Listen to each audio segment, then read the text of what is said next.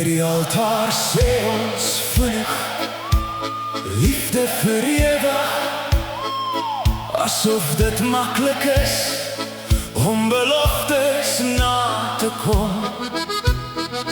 Wanneer ons ringe uitruil, lyk ons dapper, maar ons hande bewe en sweet van vrees. En in die alledaagse lewe lyk elke klein belofte groter in die donkerte. Ons klou daaraan vas met soveel krag dat ons eie rede vergeet. Wanneer ons verlief raak, maak ons beloftes aan mekaar. Wat moeilik is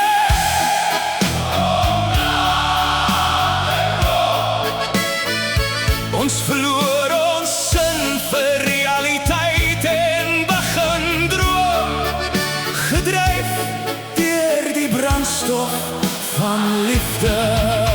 Is liefde net te droom? Ons word wakker elke dag en probeer verstaan, maar as liefde net te droom is, wil ek self sterf en langs jou droom. Ons praat met mekaar asof ons die einde voordat het aankom ons bou in ons verbeelding. Een droom hier huis op 'n brose grond soos papier. Toch hoor ek jou stem wanneer die wêreld onder my voete verdwyn. Miskien jag ons iets na wat ons nie kan besit nie, maar ek verkies om verlore te wees,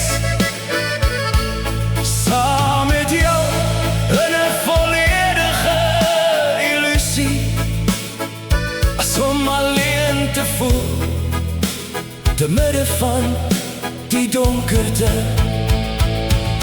Ons word wakker elke dag en probeer verstaan, is liefde net te droom? 'n groot illusie, waarom is dit so moeilik om lief te hê?